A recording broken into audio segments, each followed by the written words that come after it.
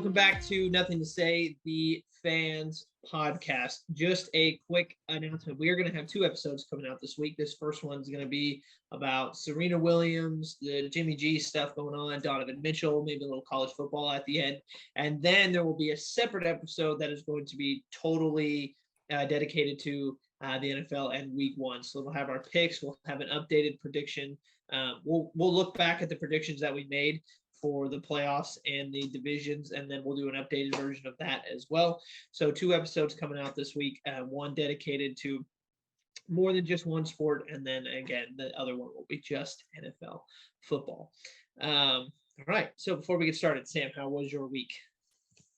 Man, it was good. Weather's been great here in the Pacific Northwest, Seattle area. I mean, you can't ask for 65 and sunny. Just can't beat it. I know it's really nice there right now, pretty much perfect down in Northern California, but no, here, I'll just read you the forecast for the next few days. 108, 112, 113, 110, 110, 110, and then next week it drops to 88. So hopefully this is the last major heat wave of the year, but fingers crossed on that one. You never told me that you moved to Arizona. That's really weird. I didn't know either. Took a wrong turn somewhere. Took a wrong turn somewhere because this is just ridiculous. It's gross. That's the best way that I can describe it. Like walking outside, you can just feel the heat. And for somebody who loves cold weather, this is not. It needs to be cold. It needs to come back. I'm missing wearing sweatpants. But yeah, we'll see. Hopefully this will be the last heat wave, and then we won't have to deal with it going forward. Well, this is the last weekend without NFL football, so coming up, you're not even gonna have a reason to go outside. Exactly. That's a fair point. That's a fair point. All right.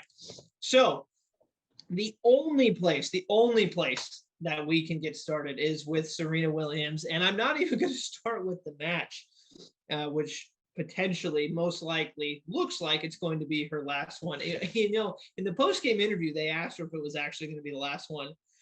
And she said yes, but she also didn't close the door on it. It wasn't a definitive no. I'm not sure if that was just in the moment, don't want to say it, but most likely going to be her last one.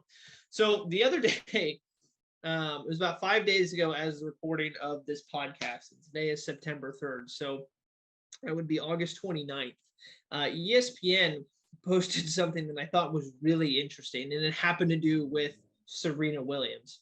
So this says right here, today's edition of Sports Are Crazy. It is August 29th, 2022. Serena Williams won at the US Open, and Albert Pujols hit a home run. This also happened August 29th, 2001. She won at the second round of the U.S. Open, and then Pujols also hit a home run in August 29th, 2001. So 20 years apart from each other, and they both do something incredible in their sports. So I thought that was really, really interesting. Just funny to see the longevity of both of those players. And speaking of longevity, let me just read you quickly some of Serena Williams' accomplishments over 27 years of playing professional tennis. So she was a 4-time Olympic gold medalist, 23 Grand Slam single titles, most Grand Slam singles titles in the Open era, 14 Grand Slam doubles titles, only tennis player ever to achieve the career Golden Slam in both singles and doubles, joint longest run as the #1 ranked female player. So that is a short list of what is a very long list of accomplishments for Serena Williams. But, if we're making a short list of the greatest athletes in American history, and maybe the greatest athletes ever, she's got to be on that list. Got to be top 5. Most dominant athletes in her sport, his or her sport. She's got to be in there. Maybe, when it comes to basketball, there's that delineation between, maybe Michael was the greatest of all time, but, Bill Russell was the greatest winner of all time. And with And, even now in the NFL, some people will talk about, okay, well, Tom Brady's, the greatest of all time, but Aaron Rodgers might be the best of all time in terms of just pure passing and pure skill in the position. With Serena, I don't know how many sports where you can claim both of those, but I think she would claim both of those fairly quickly if anybody decided to debate about it. Yeah, I mean, we've talked about her, I think, a couple of times on this show because we're a closet tennis show, but watching her, I think pretty much the last decade, right? The 2010 to 2020s, and then a little bit sprinkled in it there. She was the most dominant. She probably won a couple majors every single year of that decade. And she was the best bet going in to win, I think, within sports, right? That was the most solid bet that you could make. If it's not Rafa winning a French Open, it's Serena winning any other major. Right. Because of how dominant she just overpowered the field. I think something gets her to it, comparing her to the prime of Tiger, right? She gives you all of that dominance that Tiger gave us for so long in a sport that's predominantly white, higher class, different things like that, right?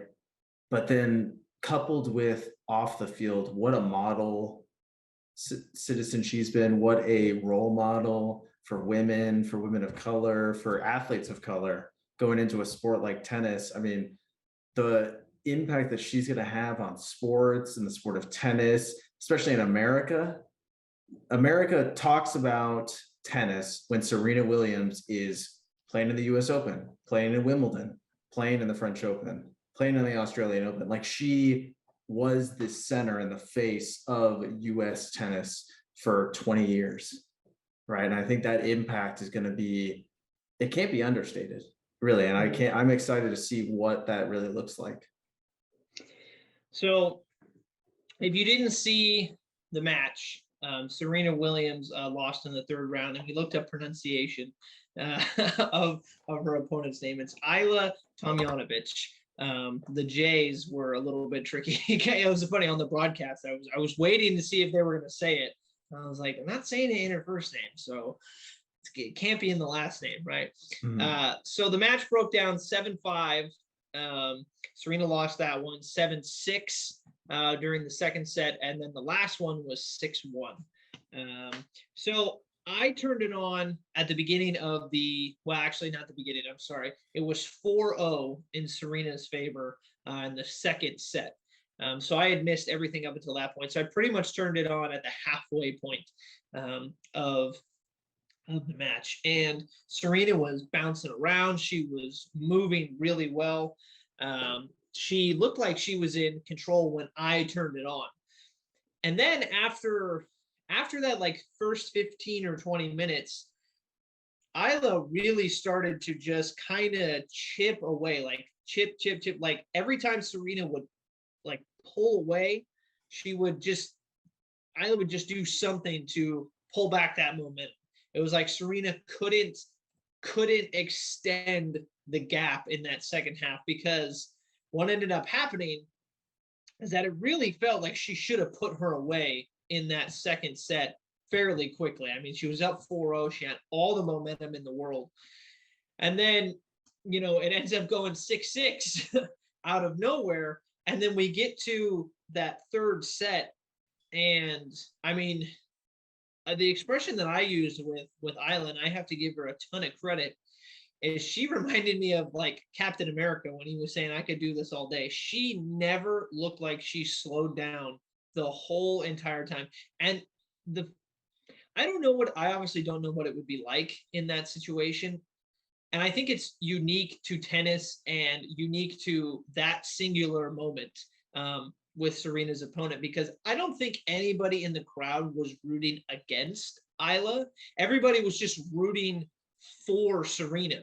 So every time Serena scored or did something amazing, the crowd just blew up. And every time a point went in Ajla's favor, it was like, golf clap. But it wasn't coming from a place of like disrespect. It was like they wanted to see Serena win. So I think that is such a singularly unique moment to that individual match, because the potential for it to be Serena's last match, and which sadly it ended up being. But I got to give Isla a ton of credit. I know Serena is the greatest of all time, and I know she's got this long, just gigantic list of accomplishments, but I was really impressed with her opponent because she came in and was like, you know what? Screw it. Like, I'm just going to play and I'm not going to worry about anybody else. And I'm just going to do my thing. And she was bouncing around the whole game. And I thought it was awesome. Yeah. Who would want to be put in that position? I know certainly I would want to be in that position of potentially ending the biggest figure, the greatest player of your sport, ending her career with a loss. Everyone there wanted to see her win, not just because she was American, but because she was the greatest. And this was her swan song, her last dance, right? I'm curious, like, put yourself in that position, right, in the third set, and you're up 5-1, right, about to win, serving for the game, right? Is a part of you like, dang, really sorry? Or are you almost, as an athlete, like, oh, I'm gonna like almost step on their throat, finish this? Like, I'm gonna be the person that ended her career. Like, I don't even know how you motivate yourself to really get that win. I think, it's funny you say that because she talked about it in the post game interview. She Yeah, talked all her about questions were about Serena. Yeah, she talked about growing up watching her and all that stuff. And I have to think that, in that moment, it was, it had to, the competitor, I imagine in her was like, I'm gonna win this match. Like, it's in my grasp. I'm gonna take it.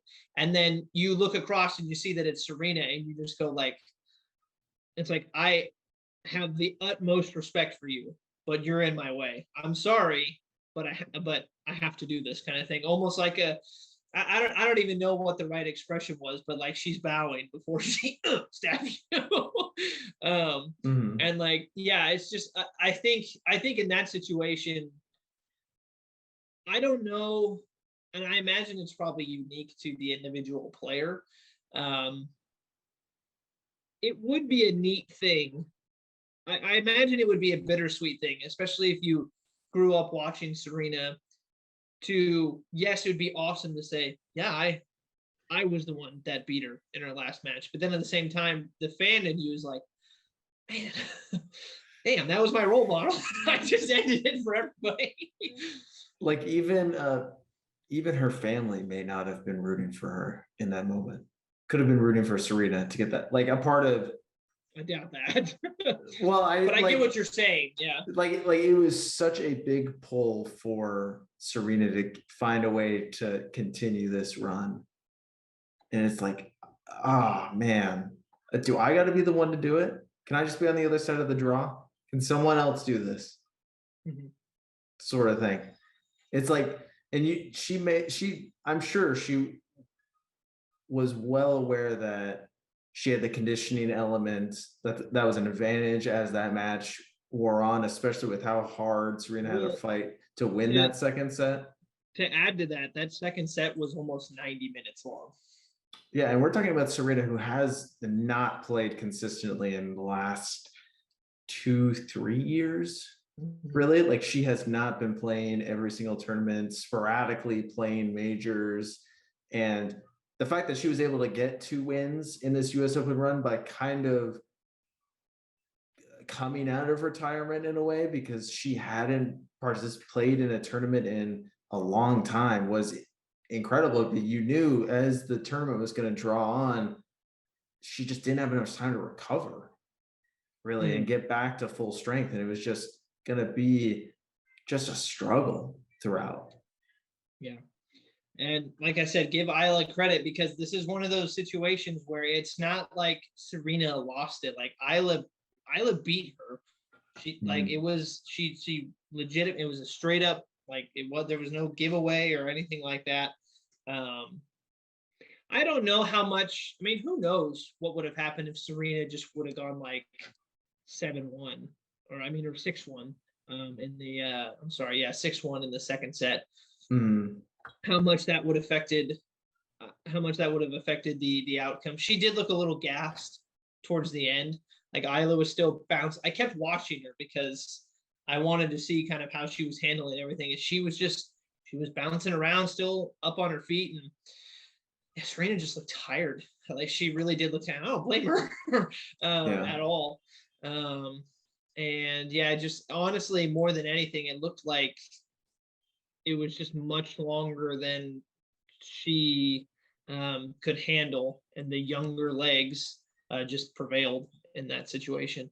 She still had some amazing shots in that match. She was covering the court really well.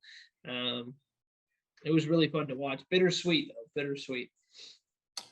Yeah, hopefully her legacy continues. I mean, hopefully she is not forgotten very quickly in the sporting world. Yeah, I imagine she won't be. Mount Rushmore of American athletes for sure. And I touched on that a little bit too, because it's weird how coincidentally Albert Pujols is playing probably the best baseball of the last decade of his career in the last couple of weeks here with the Cardinals, because he is putting up numbers and like slugging percentage and hard hit balls, exit velos, and different things like that are like closer to the prime of his career that he's putting up. Right. And it's just so weird that is happening while Serena is making this run and Tom is carving up defenses in preseason games. And the age is just a number right now. I was gonna say, I think the needle's probably moving in sports a little bit for what's considered old. And there's still going to be, Russell Wilson the other day I heard was talking about playing well into his 40s. And which, with that deal that he just signed, he better be playing well. Actually, I like Russell a lot, but I hope he does it from a selfish standpoint, just because of the whole Broncos thing. But yeah, no, Serena Williams, one of the best athletes in American history, one of the best athletes of all time, male, female, doesn't matter, just athlete as a category. And she, if you're making a list of the best people to ever do it in any sport, no list is valid without her on it. So yeah. Just look at the accomplishments, look at the moments that she was able to provide over the years. Winning while you're pregnant, winning a tennis grand slam while you're pregnant is just no man can do that, right?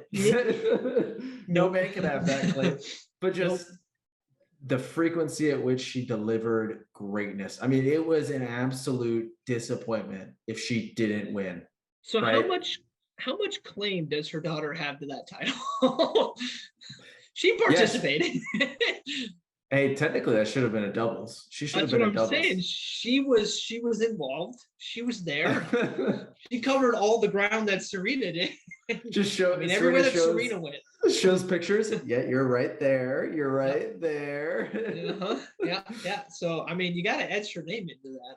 I was hitting this forearm, and the reason it missed is because you kicked right as soon. You kicked right here. Yeah, you threw me off. You threw me off.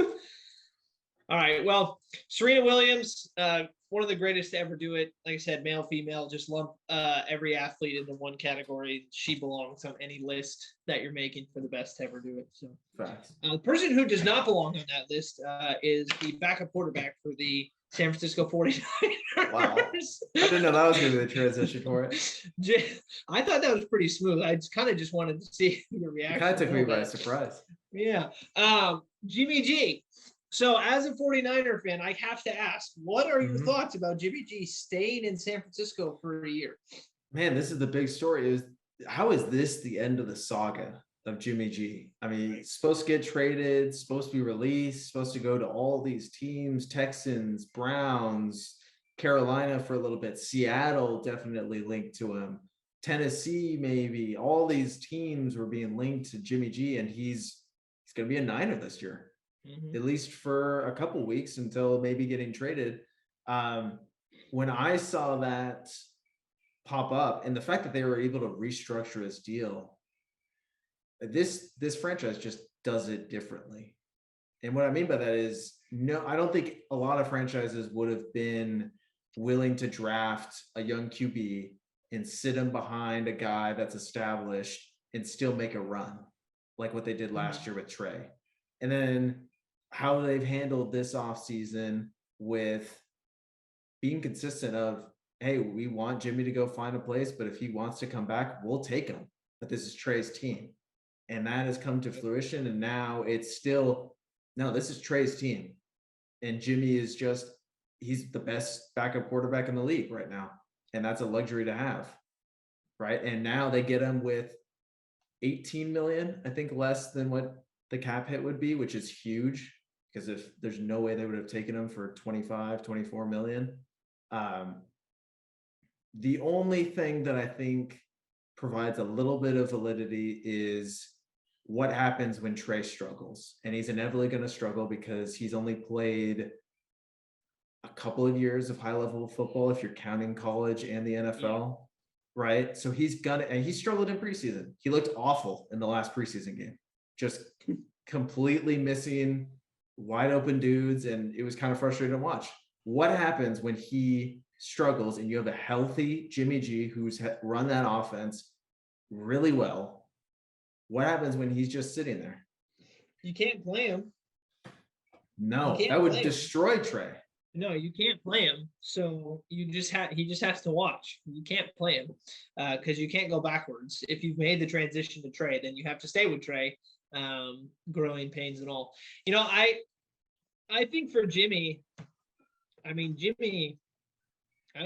in a good spot right now. I think in the sense that the organization obviously loves him. We know his teammates love him. Next year, if he remains with the team the whole year, then he's going to have the option to go, pretty much wherever he wants. And after a couple of weeks, if somebody does go down, you're never rooting for that, then the 49ers have a person readily available to go, okay, give us somebody in return for a starting quarterback who's made it to the Super Bowl. So I heard a lot more mixed reactions than I thought I was going to about this deal. But I don't see it as a negative thing. I think as long as Jimmy and Trey are good, there shouldn't be any. I mean, Jimmy knew this was coming, and I imagine that it's probably a hard pill to swallow. But I haven't heard anything negative coming out of that locker room or out of that organization about there being tension between Trey and Jimmy. So I don't see it as a negative because at the end of the day, you're not going to make that transition to Trey and then go back to Jimmy. Right. So they're not going to switch. But if Trey gets hurt, then you don't lose anything. Then you just keep rolling. Then you just keep going. And hell, you might even be better. Which is okay. Let's slow down a little bit. See, that's part of the story. That's kind of, but this team, right, coming out, everyone agrees. Outside of the quarterback position, this is a Super Bowl caliber roster, right? With how deep they are, they got better at the secondary. Their defense is supposed to be the driving force of this team, which is weird for a team that has Deebo Samuel coming back, George Kittle, Brandon Ayuk lighting up training camp, Elijah Mitchell coming back. They have another running back that they're really high on, a rookie running back, Juszczyk, Trent Williams, like Pro Bowlers throughout, right? It's just this quarterback position. And if Trey can be a little bit consistent. Yeah. Right. And we're going to talk about it a little more. I want to do a deep dive of what really the Niners need from Trey to be competing this year. I think for 10 or 11 wins this year to make the playoffs, right? And I don't think it's a lot that they need out of that quarterback position with how much, they run the ball the majority of the time, over 50% plays called are runs. right? So they're not really going to be asking, and that's maybe even going to go up with design runs for Trey, right? All I need is Trey to go out against Chicago and play well, and I think silence a little bit of the critics and calm down the noise behind of like, oh man, it's not good that Jimmy G's back there. He's going to be putting pressure on this young kid the whole time. All I've heard is Kyle and John Lynch come out and say, we talked to Trey. He's a confident dude. He doesn't care. He likes Jimmy as a person. So he's happy that he's back in, right? And we just got to take them at their word. They wouldn't have done this deal if they thought that it was going to have an adverse effect on Trey. Really quickly, win-win.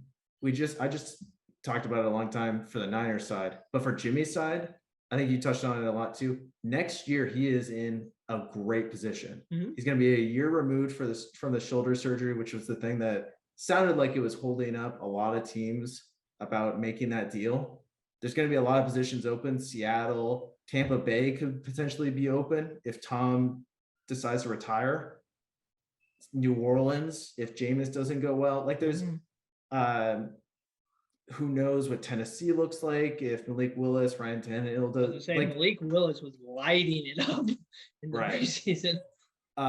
Heck, I've been kind of hyping him up this at least last show, but if Tua doesn't do well with this team, wouldn't Miami want to make that deal and go get Jimmy G on a cheaper deal? Like Jimmy is putting himself in a great position to just get healthy and wait till next year. Yeah, I'm trying to think of who else. Detroit would take him, I think. Jared Goff's pretty good though. Yeah. The Giants might take him if Daniel Jones doesn't do well this year. Seattle. Definitely. I don't know how well.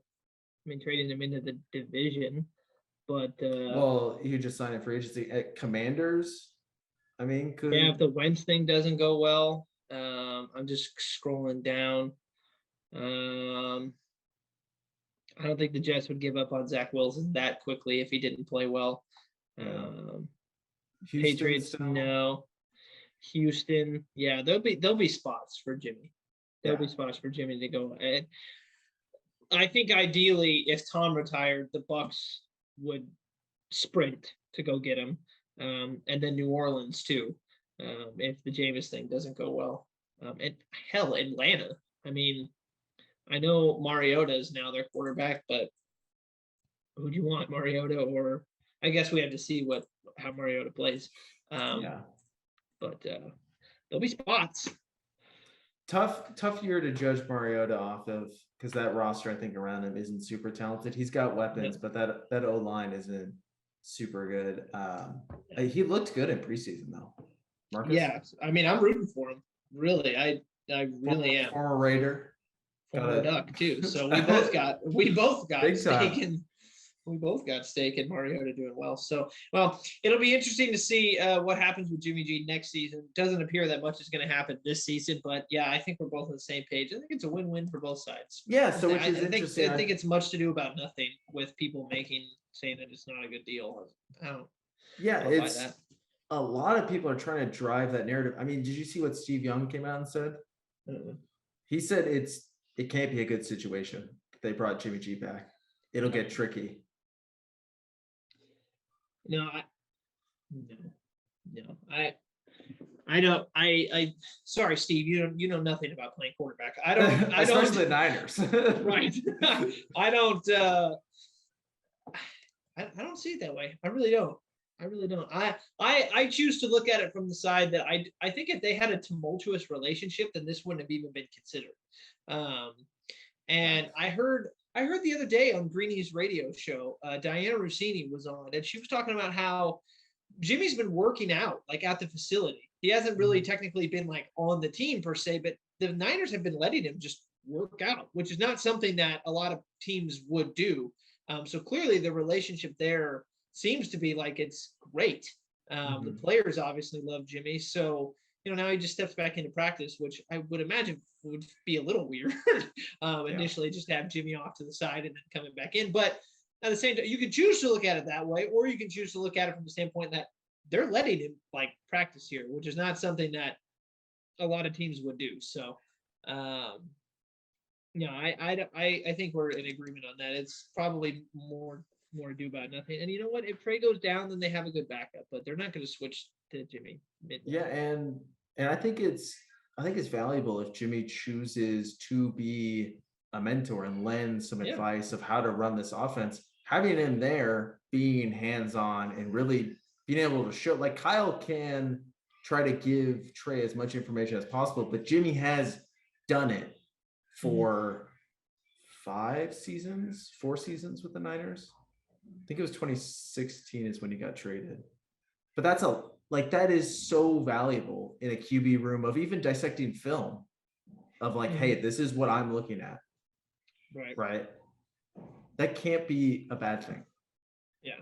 So thumbs up from both of us on the Jimmy G deal. Feels like it was a good situation for both. Now I'll ask you about a different deal in a different sport. Let's head over to the NBA. Let's talk about the Donovan Mitchell situation, the Donovan Mitchell trade, which, by the way, if you haven't heard, which I'm kidding, I'm sure all of you have heard now, Donovan Mitchell gets traded from the Jazz to the Cleveland Cavaliers. New York Knicks fans throwing their hands up in the air with a little bit of disappointment on that one. Cleveland Cavaliers get Donovan Mitchell. The Jazz lose 3 players, the big player being Colin Sexton. They also give up unprotected first-round picks in 2025, 27, and 29, and then first-round swap rights in 2026 and 2028. So the Utah Jazz got a haul for Donovan Mitchell and for Rudy Gobert. Let's not forget about how much they got in return for that as well. Okay. I'm glad you mentioned that, because I was just thinking that of like, they got a lot for Rudy Gobert and they got a lot for Donovan Mitchell. So I actually pulled up their drafts and how many they have in the next 5 years, and I'll read it off to you once you summarize it all. Go ahead. Okay, so in 2023, next year's draft, they have their original pick, one from from 3 different teams, kind of Rockets, Nets, Sixers. I think it's like a swap. And then the Timberwolves first. So that's 3 in the first round next year. And if it's the Rockets, man, that could be a high pick. Timberwolves probably won't. Their own pick is going to be pretty high. Then they have theirs, the Timberwolves, the next year in a second round pick. They have theirs, the Timberwolves again in 2026. So oddly enough, no 2024 first round pick, which is kind of weird. But they are drafting twice in the first round till 2030. So you're going to hear the Utah Jazz are now on the clock a lot the next 5 years, next 7 years. The deal for Beverly gave them Malik Beasley, Patrick Beverly, 2 more players, it looks like, and a total of 4 first-round picks. It's an unprotected pick in 2023, first-round pick, an unprotected 2025 first-round pick, an unprotected 2027 first-round pick, and a top 5 protected 2029 first round. So Utah gets rid of their 2 stars, but they have got a lot of picks in place to rebuild fast. And here's the thing too. If you're listening, don't just think that Utah is going to use all of those picks. They very well could. But what it also ends up being is intriguing trade pieces for if they want to sign a free agent. It's like, hey, look, we have like 500 first round picks. Do you want like 10 of them? And then here's a couple players, and then we'll take a superstar. So they have a lot of runway, a lot of different avenues that they could pursue. In that sense, they could draft, like I said, they could use all of those picks. And I'm not here. I don't know which would be better. I think it would depend on the draft. But if somebody becomes available, then they have a very strong case to go out and, they could make a very strong case to go out and go get whoever that is. So I think Utah almost. I mean, it's tough because you lose. Yeah. Like Donovan Mitchell's a great player, and Rudy's a great center. It's hard But to say whether or not they won. What were they doing with them? Right. They were stuck. Yeah, no, they were hard stuck. So, and that sucks. That's hard for me to say because Donovan Mitchell is a great player. Yeah. To build around. But the fact that Rudy Gobert was there and he's a dinosaur. He's a center that can't handle, can only make dunks, kind of doesn't have a post game. He plays great defense. Yeah, can't make a shot outside of the key, right? And you're gonna hitch a ride with that guy as one of your centerpieces. So they got a great deal from the Minnesota. Minnesota major overpaid for him. Oh yeah, he's Ben Simmons, just center position. And he doesn't get injured. Right. He's not afraid to shoot free throws, I'm assuming. So a little better than Ben Simmons. And then the Mitchell trade, Sexton, we kind of know what he is. He's he's a starter, I think, in this league. Absolutely. But it's not about that. The fact that they were able to get like 8, 9 combined first round picks through 2 players. Can they find a potentially Donovan Mitchell, Rudy Gobert? Heck, they're going to throw a lot of darts at the dartboard. One of them's going to be a bullseye. Yeah, one of them will hit at least. You think? I mean, they better start scouting now on 8th graders. 8th and 9th graders, they better be scouting right now. Yeah, on the phone. Be like, hey, when you pick your kid up from school today, can you put him on the phone with us? Hey, LeBron, we want to talk about your son. Oh yeah, Bronny looks good. No, Bryce. How's he looking? We're thinking 2026. We're taking Bryce, #1 overall pick. What you think? Bryce. Well, and from Cleveland's side, I mean, now they have a nice little pairing with Garland, Mitchell, Mobley, Jared Allen. That's a nice little team they got there. And, they were the 9th seed in the Eastern Conference last year. But before that, they were like, I want to say they were like 6th. I think they were as high as 4, like 3 or 4. Yeah, they got up there. They were playing well. I think they were like really solid defensively, and then they're making a lot of big time shots. Darius Garland just balled out last year. He was an all-star for the first time, maybe second time. But I think that was like a breakout year for him. Do you think this is Mitchell's team right away? He's got to be the first option on this team. Yeah, I think so. I would imagine so. Do you think Donovan Mitchell is a top 25 player in the NBA? 25, yeah. Yeah. For sure. 25. Okay. Because that's tough. And the Cavs record, it wasn't the 2020. I mean, in 2021 season, it was previous season when they were as high as 4. Yeah, so they have a pretty nice team, right? Top 25, yeah, for sure. Like, how much do you think this boosts them up? They might be as high as like 6 or 7. I don't think they're higher than Chicago. Definitely not Brooklyn, Philly, Milwaukee, Boston. They might be better than Toronto now. I'd probably say that. They're better than Toronto. Atlanta, do you think they're better than Atlanta? They might be. Yeah, so I'll just quickly go through Boston, no. Brooklyn, no. Philly? No, I think Philly's better. Okay. Better than Toronto, yeah. Yeah, I think because Mitchell is I trust Mitchell more than anyone else on that court. Okay. Chicago. I think Chicago's still better. I don't know.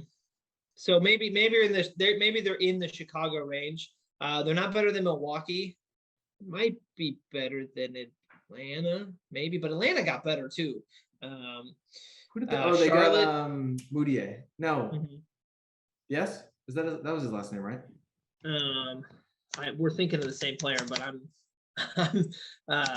from Spurs. What's his name? Murray. Murray. Yes. Moutier. Moutier, yes. Then John Collins is there. Our boy Bogdanovich is there. Clint Capella is there. DeAndre Hunter's there. Obviously, they have Trey. Miami.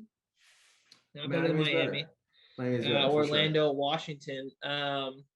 So, I mean, we can easily say that Miami's better. Atlanta, maybe. Milwaukee's better. Chicago, they're on the fringe. They're better than Toronto, Philly, Brooklyn. Yeah, so, I mean, we're probably hanging around the same spot. Yeah, 8, 7, 6, maybe 5. They're better than the Knicks. I'll give them that. They're better than the Knicks. Eat your heart out, Knicks. Couldn't even get Donovan Mitchell. Better than the Knicks. Yeah. So interesting. I mean, it's going to be interesting to see how this works out for Cleveland, because I do think Utah gets put in a very good position after both of these deals. And then from Cleveland's side, it is going to be interesting to see how much this changes the team. Because if you go down and it's not necessarily, I mean, the Cavs got better. Yes, for sure.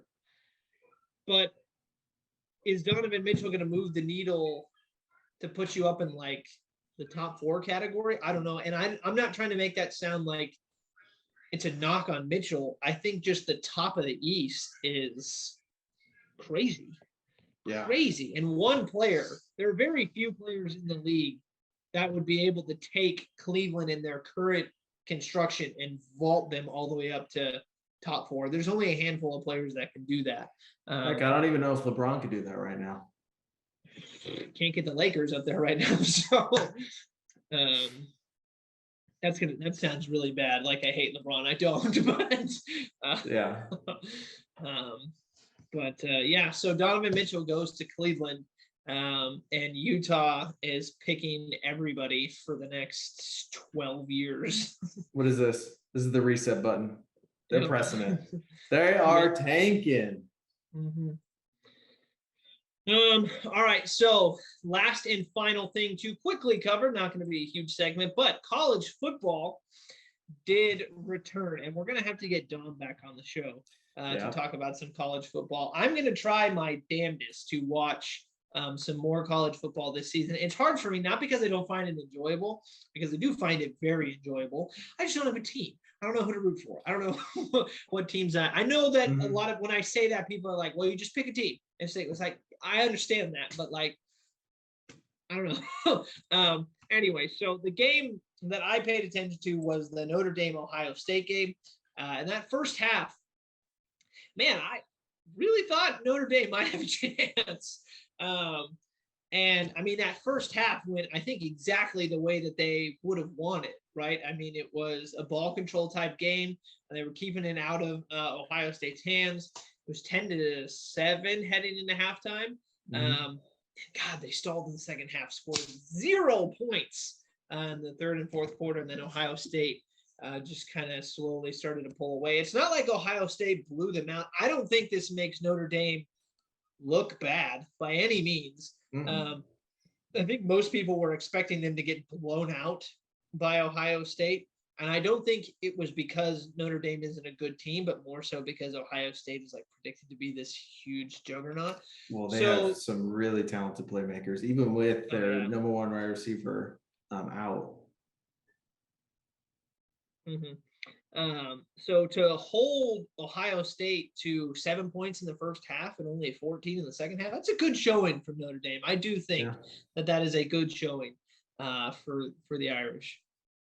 Yeah, I mean, I was sitting there and I was like, man, this has the making of being like a great capper to the first weekend, I think officially second weekend of college football, right?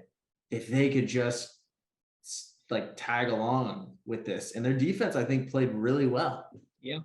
Forcing CJ Stroud into difficult situations, and his like those throws on the sidelines. I think they were like back-to-back drives of big time third downs, getting first downs of it was like, okay, he's just running out of bounds or throwing it away, and he's just putting it right on a dot to only where his receivers could get it. And it was like, well, Notre Dame played that perfectly. It's just they just got that. That's amazing. Like, this guy might win the Heisman this year.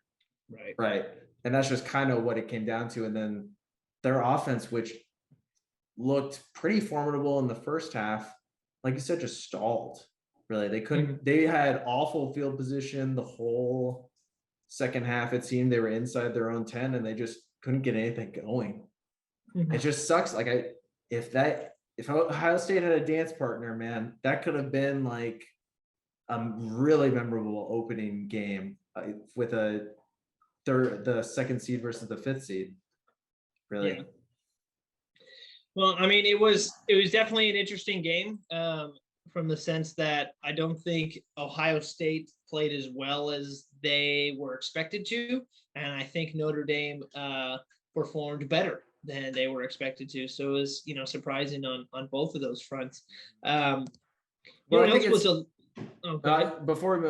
I think it's tough though that, and I think it's awesome that we have this out of conference schedule where these big time programs are scheduling each other. Yeah. But for Ohio State to schedule Notre Dame to open its season, that's guts there. Oh, yeah. I think that's pretty ballsy. And for Ryan Day's team to come out there and get a win when maybe they didn't have their best stuff, that's going to go such a long way. Yeah, so especially towards the end.